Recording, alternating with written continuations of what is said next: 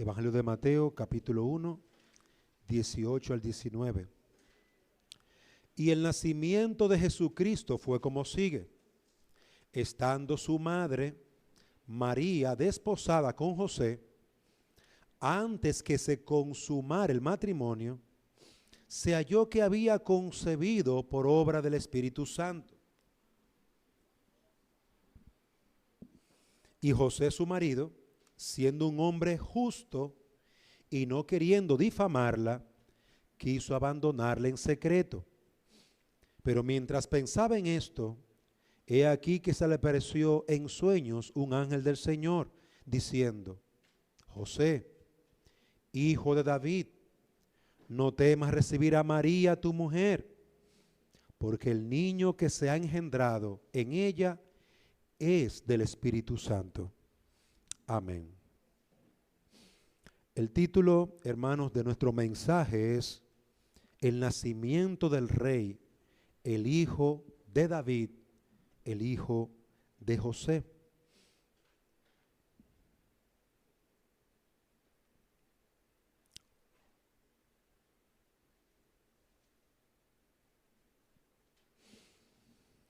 Y la idea básica, la idea exegética que el autor, el evangelista Mateo, quiere transmitirnos aquí, una idea central, y es la que vamos a estar desarrollando, es que el nacimiento de Jesús inicia en el compromiso de dos personas piadosas y un embarazo no esperado.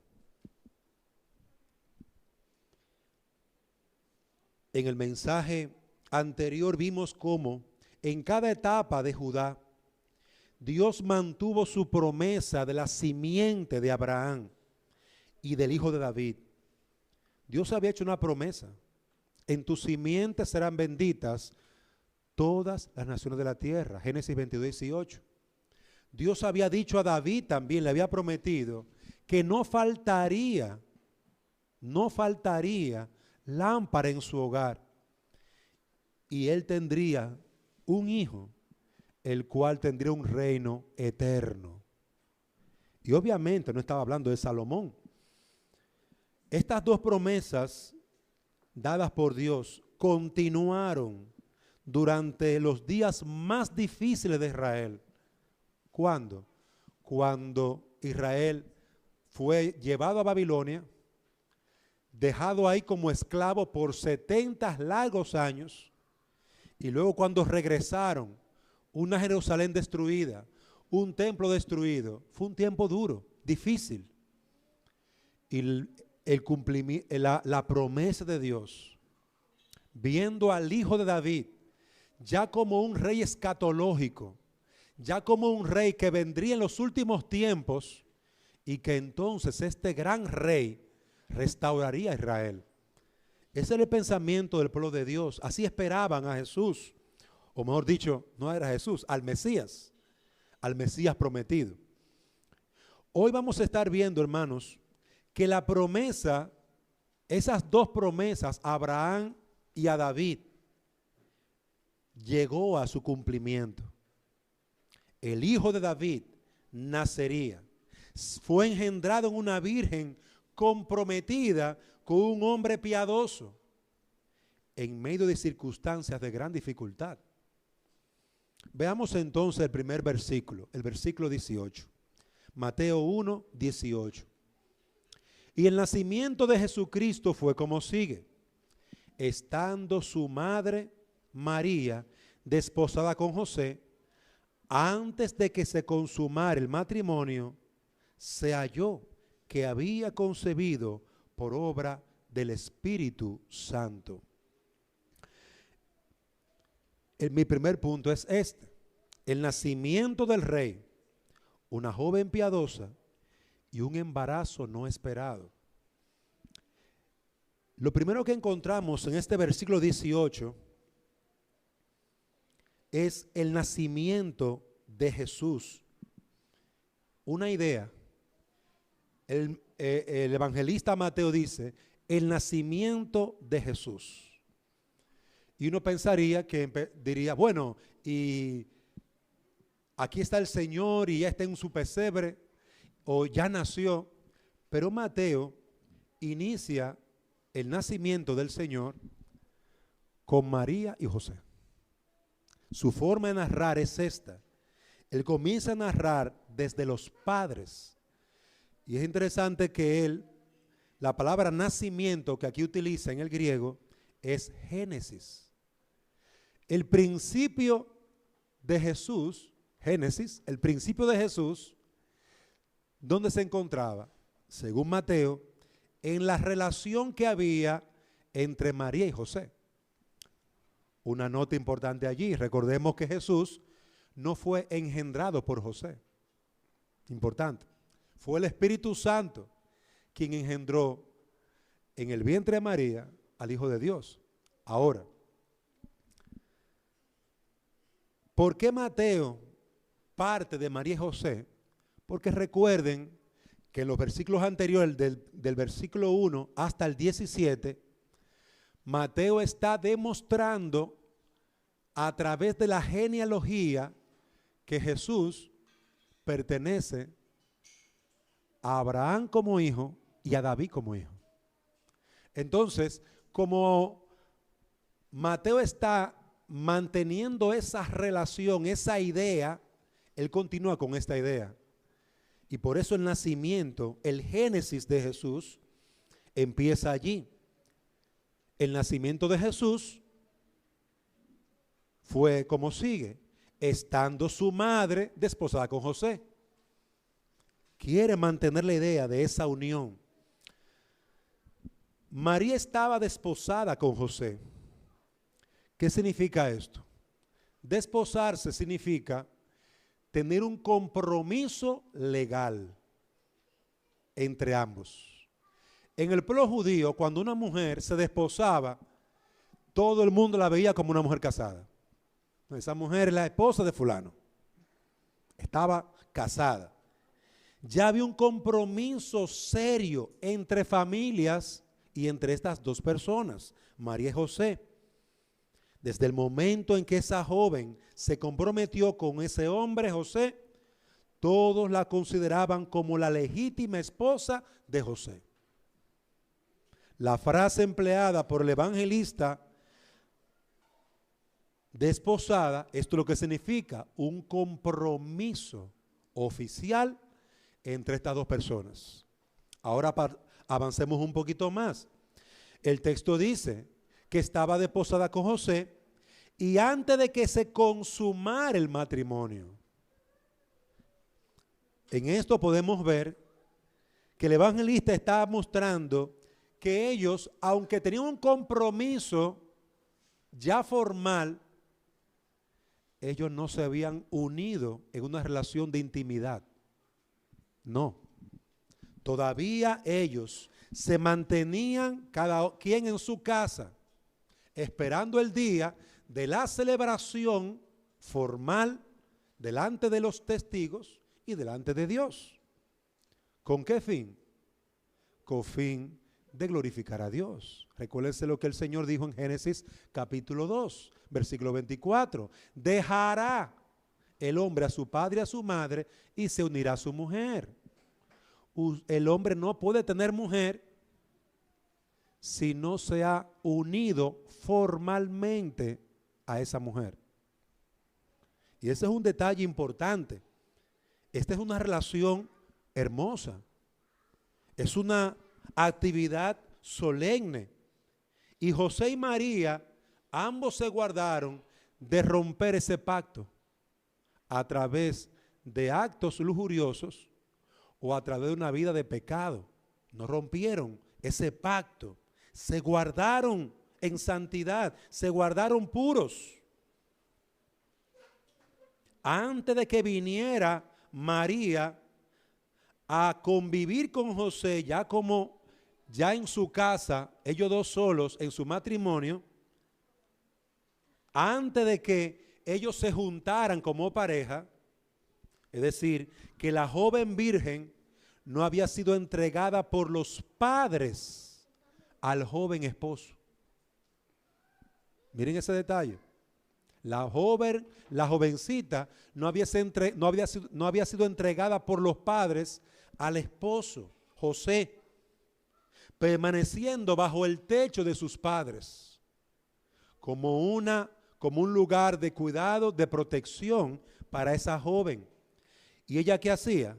Ella esperaba ese hermoso día en que ya sería entregado a su novio, que sería entonces ya su esposo.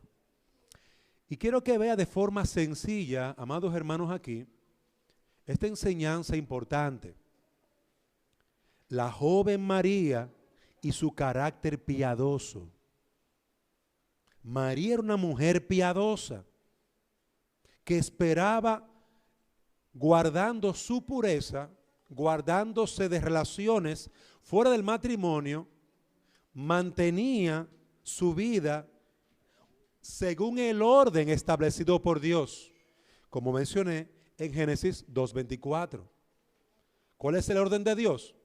Bueno, el día en que el hombre y la mujer ya van a entrar en un pacto de relación, en un pacto matrimonial, ya el hombre y la mujer dejan a su padre, dejan a su madre y se unen en pacto delante de Dios y delante del pueblo de Dios.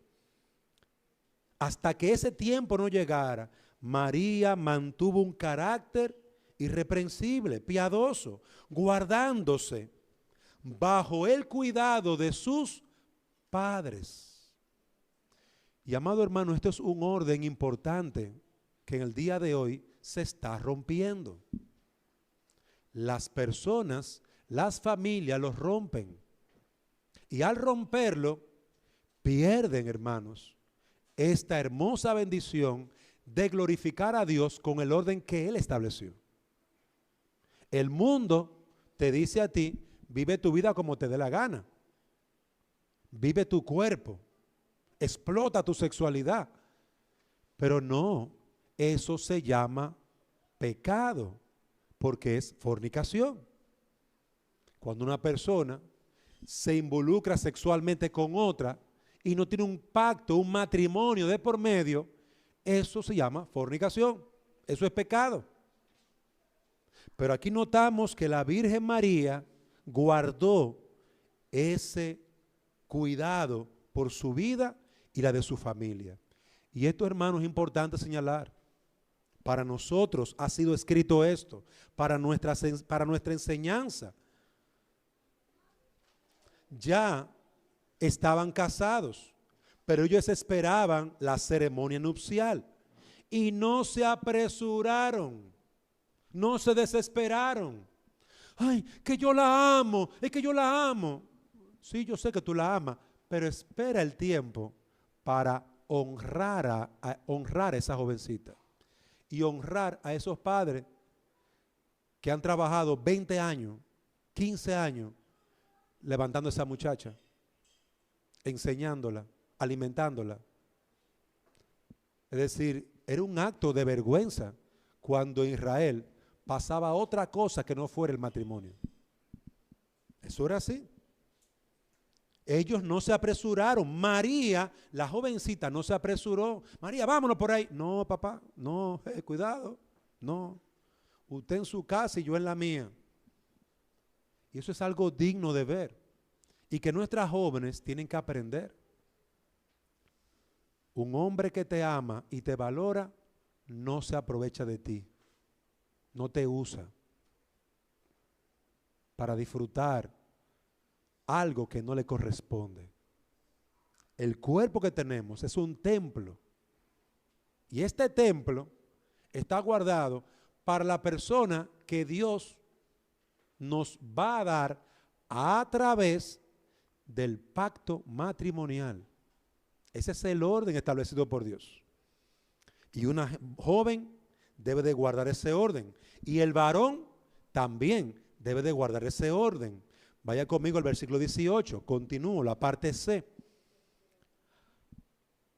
Antes de que se consumara el matrimonio, se halló que había concebido por obra del Espíritu Santo. Hermanos, en medio de este compromiso tan solemne, nos dice que ella fue encontrada embarazada. Cualquier hombre se hubiera puesto la mano en la cabeza. ¿Qué? Expresando un descubrimiento no para ella, que era mujer, sino para José. José fue el gran sorprendido. José fue el gran sorprendido. Para una familia piadosa y para un joven piadoso como José, fue un duro golpe. La muchacha está embarazada. Y tenemos un compromiso. Y mi familia está esperando la fiesta, la actividad, la ceremonia. Y viene familia de los estados. Y viene familia de las aldeas. Y ahora, imagina el problemazo que tenía. Y no era solamente José, la familia de la familia de María. Y viene la familia de María. Y viene todo el mundo aquí a ver esta gran ceremonia de este hombre, esta mujer piadosa, que se han guardado en el Señor. Y ahora María tiene un embarazo no esperado, porque ella no esperaba eso. Ella no buscó eso. Ella no buscó eso. Ella no entregó su cuerpo en manos de nadie. Ella no lo buscó.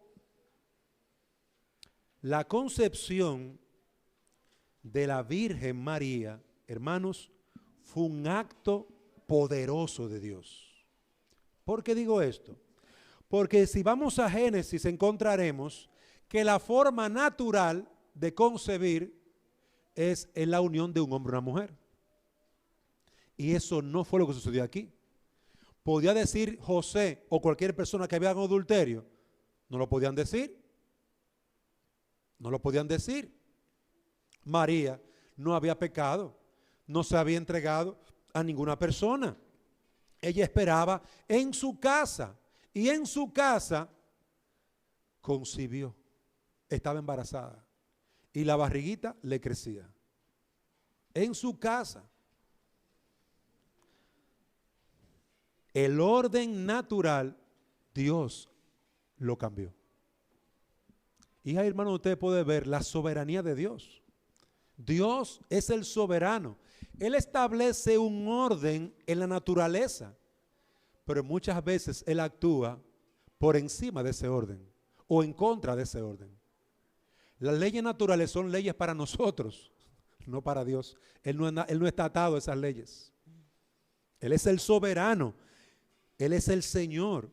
Y es el Señor, el soberano, el Espíritu Santo, quien cubre a esta joven con su sombra, como dice el evangelista Lucas, y entonces esta joven virgen está embarazada, sin contacto alguno con un varón. Es un acto divino, un acto soberano de Dios sobre una joven pareja y sobre una mujer piadosa para cumplir con los propósitos eternos de Dios. María y José planificaron una vida juntos, una vida sencilla, pero Dios tenía planes extraordinarios con esta joven pareja. Habían planes soberanos sobre ellos, que obviamente ya Dios los había revelado anteriormente en el libro del profeta Isaías. Una virgen concebirá. Una virgen concebirá y dará a luz un hijo. Ya Dios había determinado a través del profeta Isaías lo que iba a suceder. Pero hermano, no es lo mismo que le caiga a usted el problema a que le caiga a otro. Que le caiga a usted la situación. Voy a casarme, pero la muchacha está embarazada. ¿Cómo que está embarazada? Pero esa muchacha y yo nunca hemos tenido contacto. ¿Qué pasó? ¿Qué sucedió? ¿Qué aprendemos de esto, hermanos? Del nacimiento del rey en una joven piadosa y con un embarazo no esperado. Aprendemos en primer lugar que nuestro deber es vivir vidas santas que glorifican a Dios. Ese es nuestro deber. María, José, vivía una vida santa delante del Señor. Ese es nuestro deber. Pero debemos también entender que estamos bajo la voluntad soberana de Dios. Y Él va a actuar como Él quiere. Y puede cambiar vidas sencillas y transformarlas a otra cosa completamente diferente. ¿Quién le diría a José y a María que Dios les iba a usar para cumplir su promesa? Hermano, eso es un gran privilegio. Pero en ese momento, ni para María ni para José era un privilegio, era un problema. Hablando en cuanto a la sociedad, me refiero. Y cómo la gente lo vería. Y cómo la familia lo vería. Pero, amado hermano, ellos fueron usados por Dios para que el Hijo de Dios naciera. Dios soberanamente estaba actuando en una pareja piadosa y transformando sus vidas. Vamos a ver el segundo punto de nuestro mensaje, el nacimiento del rey y la respuesta de José, un hombre piadoso. Versículo 19. Y José su marido, siendo un hombre justo y no queriendo difamarla, quiso abandonarla en secreto. José dice aquí, su marido, siendo un hombre justo. Hermanos, observen cómo la palabra de Dios nos habló en primer lugar de María, pero ahora nos habla de José, del carácter de José. Era un hombre piadoso, porque sus actos a continuación demuestran esa piedad. La veracidad de su piedad aquí se va a probar. Tú eres un hombre cristiano. Vamos a probar eso. La prueba probó la vida de piedad de este hombre. Porque al verse engañado o traicionado aparentemente por María, el hombre no actuó como un impío. Aquí podemos ver que ciertamente lo que dice las Escrituras son real. José era un hombre justo, piadoso, porque cuando se sentía engañado, sentía que lo habían usado, que se habían burlado de él, que su novia estaba embarazada.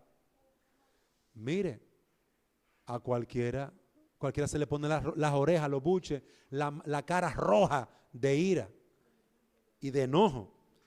Sin embargo, Josué no actuó como un impío, actuó como un hombre piadoso. Versículo 19. Siendo un hombre justo, no queriendo difamarla, quiso abandonarla en secreto. No usó la difamación. Mire, es una herramienta poderosa para el impío. Cuando una persona quiere hacerle daño a otra, ¿sabe lo que hace? Chimea de ella. Habla con todo el mundo de esa persona. No delante de esa persona, sino por detrás, cuando no lo pueden ver. Hermano, la difamación es un daño que se hace a la reputación de una persona publicando cosas que perjudican su buena fama. No es un acto piadoso, es una obra de la carne, es un pecado. Porque la difamación destruye la fama de la otra persona, destruye el nombre de la otra persona. Pero José era un hombre piadoso. Él no difamó a María. Él no la iba a destruir. Él no le iba a poner en las cuatro esquinas del barrio, de la aldea. Todo el mundo va a saber lo que María me hizo. No, hermano, no actuó así. Podemos decir que era un hombre piadoso por lo que dice 2 Samuel 24:13. De los impíos saldrá la impiedad. Eso dice 2 Samuel 24:13. De los impíos saldrá la impiedad. Él no actuó como un impío y él no destruyó a María, difamándola, hablando mal de ella a su espalda. Eso fue en primer lugar. Pero en segundo lugar, José no encubrió el pecado de María. Esa es otra evidencia de que era un hombre piadoso. Hermano, lo que el embarazo de una mujer que se va a casar, eso es un problema grave.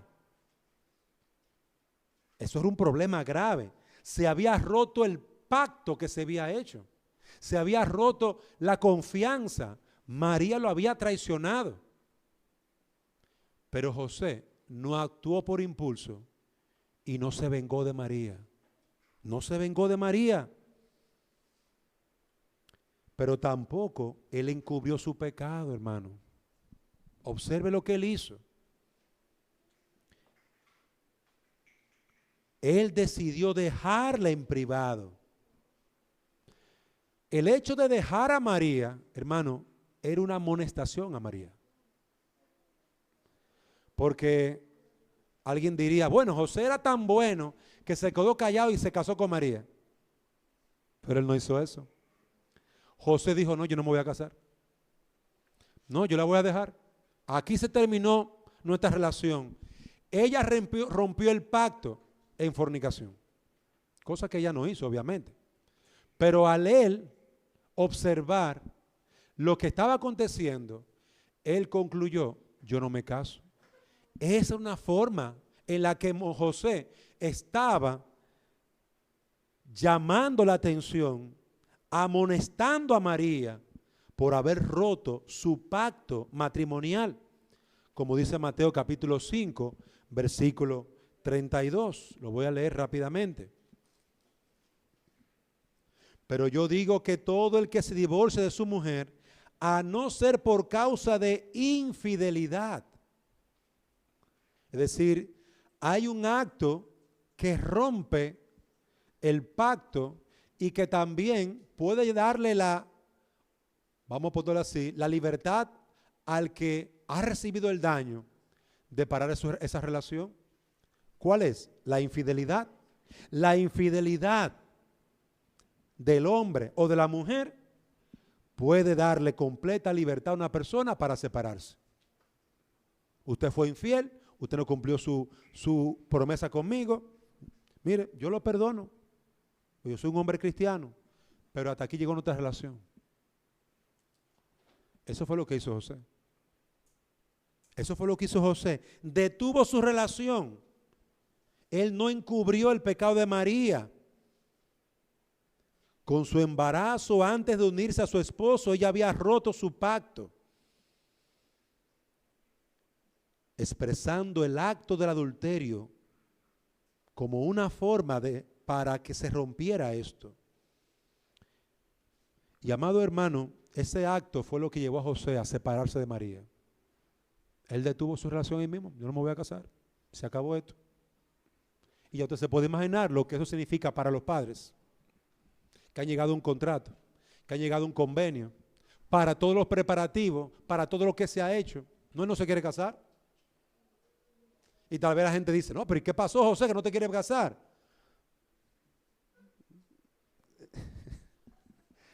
Vaya a ver, pregúntele a María. Hermano, era una amonestación. Era una amonestación, una forma de disciplina. Pero vemos en este versículo 19 que cuando José decide dejar a María en un acto disciplinario y de condena hacia ella, también podemos añadir que hubo un trato de misericordia hacia María, porque él no la difamó, él no la condenó públicamente, que lo pudo haber hecho, como hacen algunas personas, hacen un show, hacen una algarabía, van a la casa del novio, de la novia, y le hacen una bulla grandísima, para que todo el mundo lo sepa. José no hizo eso. José no hizo eso. Versículo 19 de Mateo capítulo 1.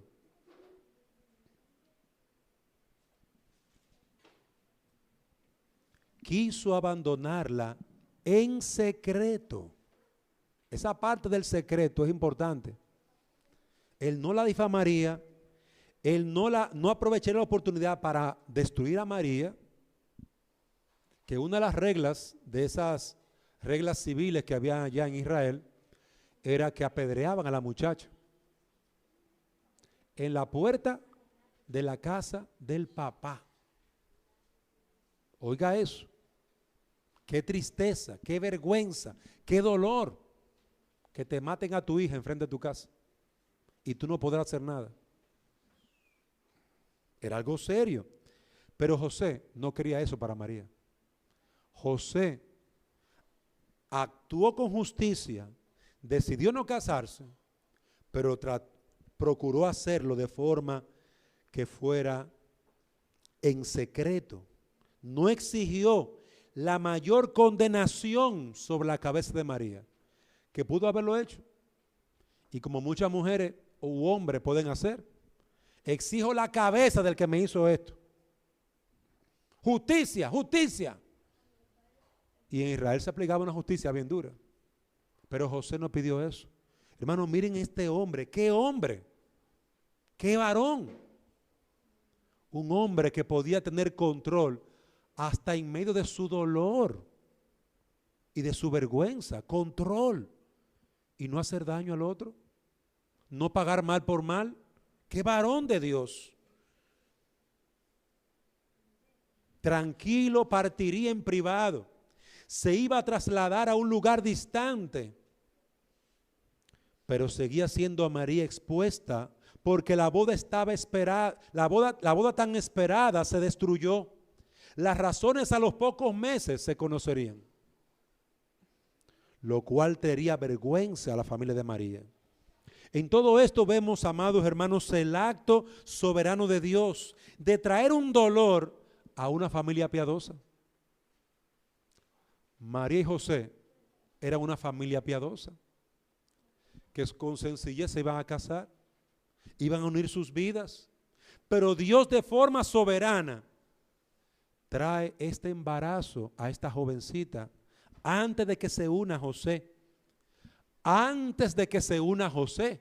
Importante señalar eso, porque de esa manera estaría bien claro que no era un hijo directo de José. Era Jesús, la segunda persona de la Trinidad. Era un acto apropiado, un acto en el tiempo adecuado. En el tiempo adecuado. Dice un comentarista, era apropiado que este inestimable tesoro permaneciera oculto y que su conocimiento no se impartiera a nadie más que a los hijos de Dios. Y me llama la atención lo que dice este autor en esta parte, porque imagínese que eso le hubiera pasado a dos personas que no esperan en Dios. Que ese muchacho ve que esa muchacha está embarazada y no es de él. Y ella le engañó. Imagínese lo que pasaría. La desgracia que pasaría. Mataron a María. El muchacho está preso. Lo están buscando. Hay muchas tristes historias de familias donde el novio mató a la novia. Aquí y en muchos lugares. Muchas tristes historias que nosotros conocemos o hemos escuchado, porque eran dos personas inconversas, porque no tenían temor de Dios, porque no veían a Dios en su problema, no veían a Dios. Pero María y José, que era un hombre prudente, un hombre piadoso, una mujer piadosa, una mujer prudente, vieron a Dios en medio de su dificultad. Vieron a Dios en medio de esperar. Vieron a Dios. María y José fueron puestos a prueba, hermano. A prueba. Ella se sometió a la voluntad de Dios como una esclava del Señor. Y él se sometió a la voluntad de Dios, a María le vendrían dolores de la vergüenza de su familia, de los vecinos, de lo que la gente hablaría. José actuó con la sabiduría y dominio propio de un verdadero hombre de Dios, pero esto también traería dolor por la traición aparente. Él no apeló a su autocompasión. Ay, yo el pobre, lo que estoy sufriendo. Muchos hombres apelan a eso. Estoy sufriendo, me siento mal, estoy triste. Y se van a beber y luego van y matan a la muchacha. Se van a beber para coger un poquito de valor. Y luego pase lo malo. Eso no es necesario hacerlo. Sé un hombre temeroso de Dios y apártate del mal. Eso fue lo que hizo José. ¿Qué aprendemos de esto, hermanos amados? ¿Qué aprendemos de este segundo punto? El nacimiento del rey y la respuesta de José, un hombre piadoso. Aprendemos que Dios establece sus propósitos por encima de nuestra felicidad. Los propósitos de Dios se van a cumplir. Entiende, amado hermano, Dios no busca tu felicidad. Dios busca su gloria. ¿Cómo seremos felices?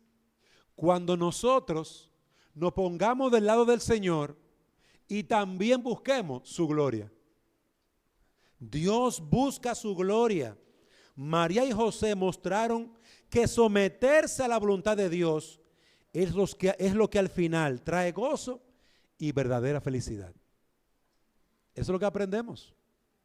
Aprendemos, amados hermanos, Dios no busca tu felicidad, Dios busca su gloria. Y si tú te sometes a su voluntad, el gozo y la felicidad vendrán como resultado final. Al final de tú haber hecho la voluntad de Dios. Entonces, si tú entiendes eso, busca siempre, en todas circunstancias, aprender la voluntad de Dios, a hacer la voluntad de Dios, a someterte a la voluntad de Dios. Busca en toda circunstancia, porque eso es lo que te va a llevar a ti a alcanzar un gozo, esperanza, fortaleza plena. Hermanos, los propósitos de Dios para María y José eran extraordinarios. La vida sencilla que ellos habían elegido, eso se iba a quedar atrás. Señor, pues yo lo que quiero es, como decía, siempre recuerdo al hermano Ledin que dice, yo lo que quiero es una vaquita y un ranchito ahí, me levanto temprano y le saco la leche y estoy tranquilo. A veces tenemos esos planes sencillos, un trabajito y me caso y tengo mis hijos.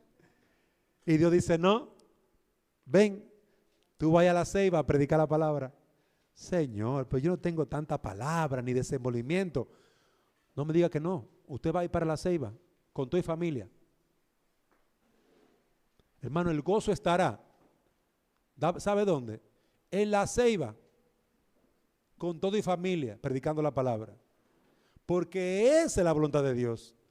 El gozo estará donde está la voluntad de Dios. Haciendo la voluntad de Dios. Conformándonos a los propósitos de Dios. Quiero finalizar con algunas aplicaciones. Hermanos, Dios nos llama a vivir vidas santas para su gloria. José y María, su vida fue una vida hermosa porque procuraban vivir para su gloria. ¿Qué es vivir para la gloria de Dios? ¿Cómo se vive para la gloria de Dios? Hermanos, aquí están las escrituras. Aquí tenemos la palabra de Dios. ¿Eres soltero? Tú como soltero, vamos a la Biblia a ver qué enseña la palabra de Dios. ¿Cómo debe vivir el soltero? Para el Señor, sirviendo al Señor, guardándose en pureza. ¿Con qué limpiará el joven su camino? Con guardar su palabra. ¿Tú eres padre? Como padre, ¿cómo debe vivir para la gloria de Dios? Óyeme, Instruye a tus hijos en el temor de Dios. Instrúyelos, capacítalo con la palabra. Fórmalos en el evangelio. Tráelo a la iglesia para que conozcan a Dios. Llévalo a la palabra de Dios. ¿Eres tú un empleado? ¿Cómo debes ser como empleado? ¿Un desordenado? ¿Un irresponsable? ¿O debes ser un empleado diligente, trabajador, como dice Pablo en la carta a los Efesios? ¿Cómo tú eres lleno del Espíritu Santo?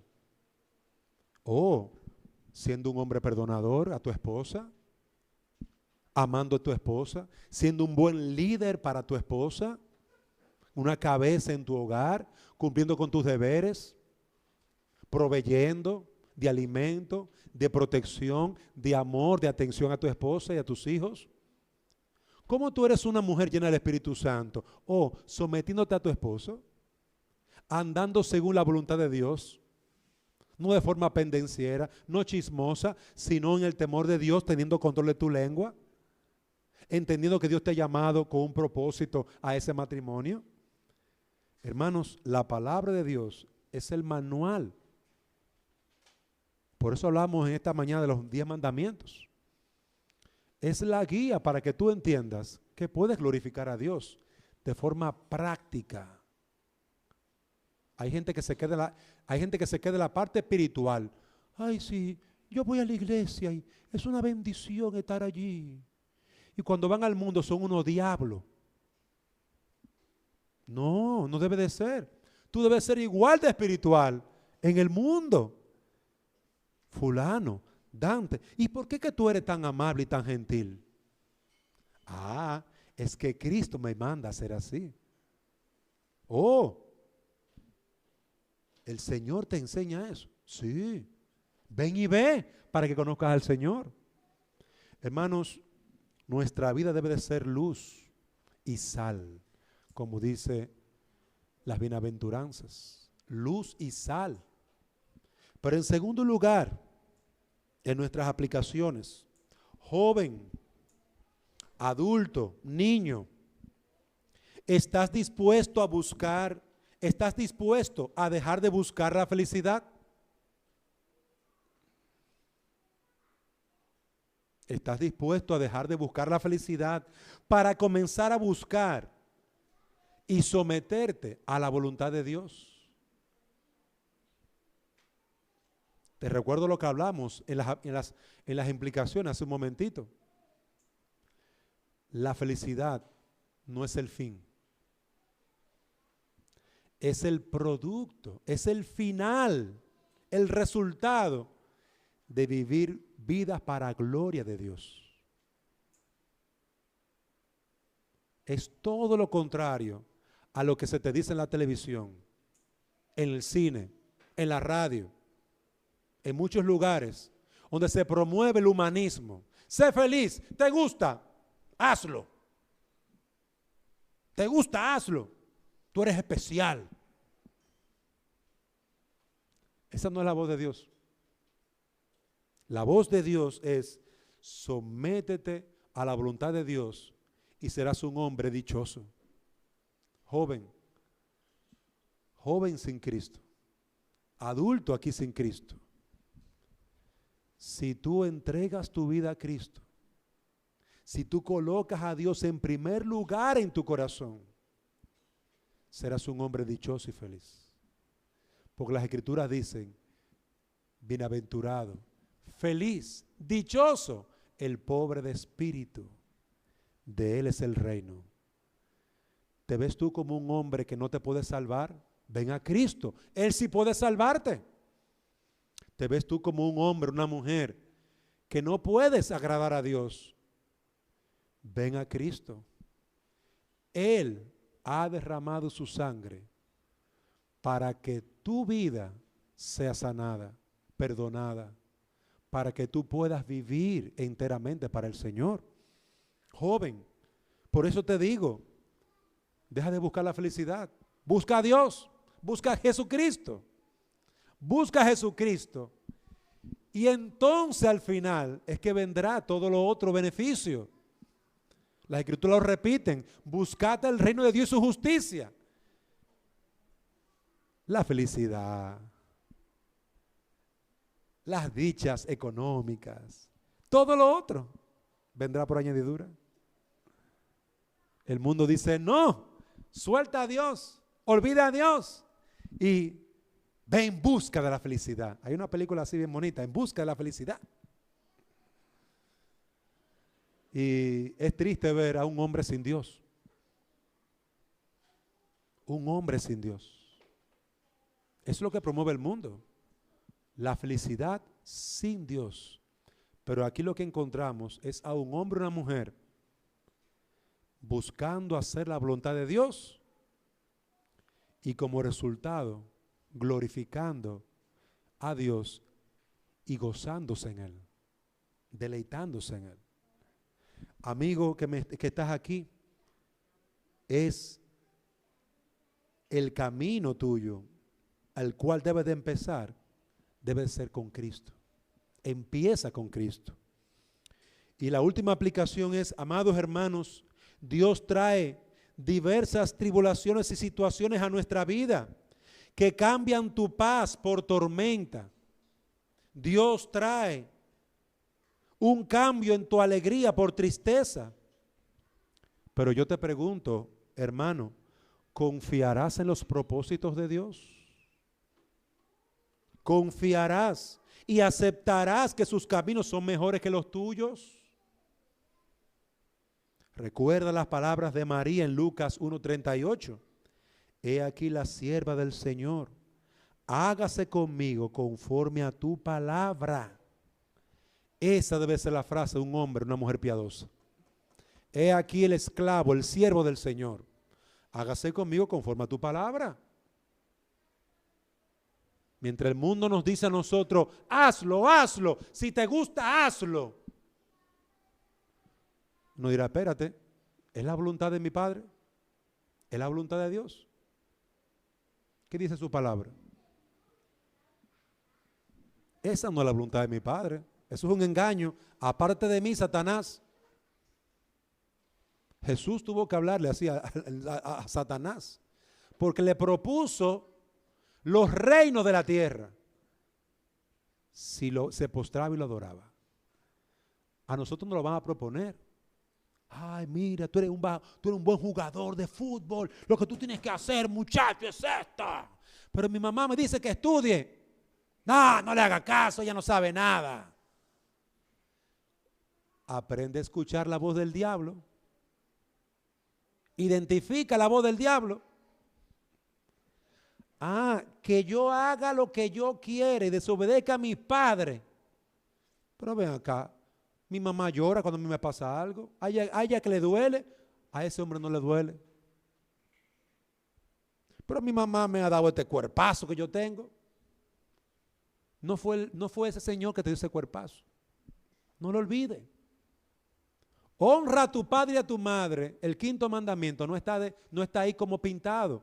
Es para que usted entienda que esa es su responsabilidad delante de Dios y delante de su familia. Tú no vas a ser salvo por honrar a tu padre y a tu madre.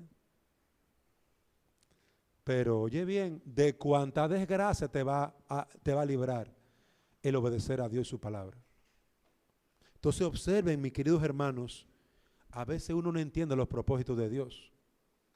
Pero en medio de las tinieblas y de la turbación y del conflicto en tu alma, ve a Dios y su palabra y sométete. Ve a Dios y su palabra y sométete. No te pongas de rebelde contra el Señor. Si María y José se ponen rebeldes contra el Señor, qué mal testimonio. Qué desgracia. Tal vez a María lo hubieran apedreado. José se hubiera convertido en un hombre desarmado. Realmente no hubiera mostrado piedad ni santidad José. Pero José y María mostraron santidad, temor a Dios. Se guardaron en santidad porque Dios lo mandaba en su palabra. Esperaron su matrimonio y nunca se juntaron por temor a Dios y su palabra. Y cuando pasó el problema, José supo que debía de tener control de su dolor, control de sus emociones, y lo hizo, se controló. Actuó con justicia, no me voy a casar contigo, pero no la maltrató y no la destruyó. Queridos hermanos, que Dios nos permita actuar con toda justicia, como dice el Señor, pero no olvidemos, no olvidemos, la única manera de lograr actuar con toda justicia es si nos apegamos al Señor, a nuestro Dios y Padre, y a lo que Él nos ha enseñado en su palabra. Apéguese ahí. Apéguese. Un hermoso testimonio que para mí ha sido de mucha bendición. Ustedes saben que yo nací en Santo Domingo, República Dominicana, y allá no vemos fútbol, allá lo que vemos es béisbol. Pero cuando yo llegué aquí y he visto la belleza del fútbol y la pasión del fútbol, yo he dicho, wow.